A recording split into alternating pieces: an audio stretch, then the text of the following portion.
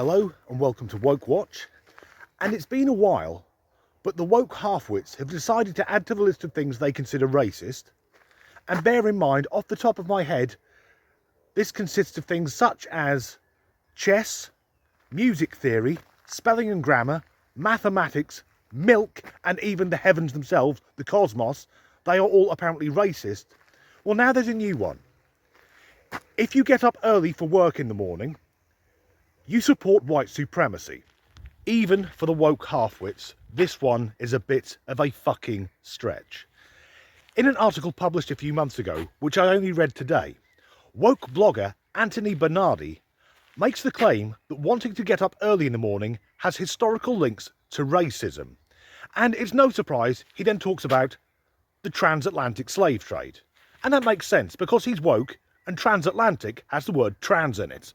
What Anthony is suggesting is that having a strong work ethic and getting up early in the morning has strong links to both Puritans and Protestants. And that when the slave trade began in the USA, the slave owners would work the slaves from sun up until sunset, using the excuse that these people didn't have a strong work ethic. They were uncultured, uncivilized, and that may or may not be true. The only issue is, for the rest of Anthony's argument, it's all absolute bollocks. We all know that the transatlantic slave trade was a terrible thing, a real blot on the history of humanity. But why is it the woke brigade refuse to just learn from it and move on? They have to keep regurgitating it, despite, and I'll say something controversial here, I'm a middle-aged white guy. I do not feel guilty for the slave trade. Because I didn't fucking take part in it. I've checked. I've never owned another human being. And Anthony's argument falls apart. Because if what he was saying was true, that getting up early in the morning has links to the transatlantic slave trade, then that would mean no one, before the slave trade took place, ever got up early. If we were to take Anthony's argument seriously, which I'm not going to, the idea that getting up early is rooted in white supremacy because white fundamentalist Christian slave owners would use the excuse of working black slaves from dawn until dusk to instill Christian values and a good work ethic upon them, then that would suggest that no one got up early before the slave trade. And I'll go further than that, because Christianity, well, we know that around 2,000 years ago, it's a historical fact that a man called Jesus Christ existed. So Christianity can't go back any more than just over 2,000 years. Don't farmers have to get up early as well? And human beings have been farming for over 1 million fucking years. I think we can all agree that the transatlantic slave trade was inherently racist. And in no way am I excusing it, but if we look at it with historical context, these were white fundamentalist Christians who didn't even believe that black people had souls. That doesn't make it right, it just takes away the woke lens. And not only that, do we honestly believe that African slaves were the first to be worked from dawn until dusk? Because I'm fairly certain the Jewish slaves who built the Egyptian fucking pyramids didn't have it any easier. Therefore, the notion that getting up early in the morning has any links to white supremacy is simply laughable. And I say that because I get up early on Monday to Friday. I'm up just before 5 in the morning because I work the 6-2 shift. That does not make me a card-carrying racist. I don't get up first thing every morning and set fire to a few crosses. Not only that, where I work is very multicultural. I work with some guys who are black Africans. Do I now have to label them as white supremacists?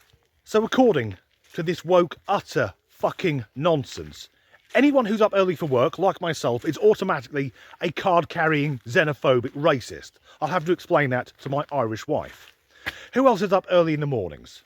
Well, you've got postmen, postwomen and post-they-thems. They don't come across as racist, they just come across as fucking miserable. Joggers, they're normally up early as well. Well, again, you never see a jogger smile, do you? I guess they're up early just to get fit for when the race wars kick off and they need to chase down some black people to lynch them. And, other people who are up early in the morning, and this one might hold water. Milkmen. If we stop and think about it, we already know that the woke think anyone who drinks milk is automatically racist. So a milkman, someone driving an entire float full of milk, Not only that, but usually they wear a white uniform, and their milk float, they're normally painted white. I bet you didn't know it. The guy who drops off 2 pints of Gold Top on your doorstep early in the morning is effectively a member of the clan driving a small EV. If you're from outside the UK, you probably won't know what I'm talking about. The EV used by milkmen is called a milk float. And we've had these for decades. And like most EVs, they're utter shit.